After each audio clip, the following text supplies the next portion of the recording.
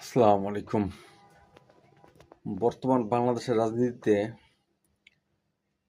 যারা উচ্চ পর্যায়ে আছে, যারা দেশকে চালাচ্ছে, যারা দেশকে নিয়ন্ত্রণ করতেছে, যাদের হাতে এখন ক্ষমতা, তাদের কথাবার্তা শুনে জাস্ট আমরা যারা সাধারণ মানুষ আছি দুইটা জিনিস মনে হয়।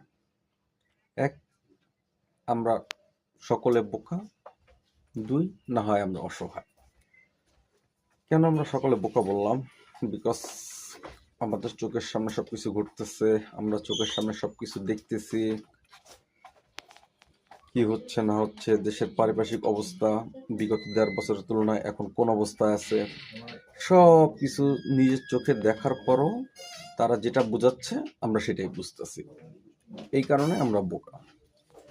আদারওয়াইজ আমরা দেখতেছি দেশ খারাপ অবস্থায় যাচ্ছে, দেশ আর দেশ নাই, প্রতিটা জায়গায় দুর্নীতি, প্রতিটা মুহূর্ত মারামারি, মানুষ ঘর থেকে বের হতে পারতেছে না, মানুষ মন খুলে কথা বলতে পারতেছে না, মানুষের বাকস্বাধীনতা হারিয়ে ফেলছে, এইখানে ছিনতাই, ওইখানে রাহাজানি, প্রতিনিয়ত খুন খারাপি, সব দ্রব্যের মূল্য বৃদ্ধি, সব কিছু দেখার পরও আসলে আমরা কিছুই করতে পারতেছি না, কিছুই বলতে পারতেছি না।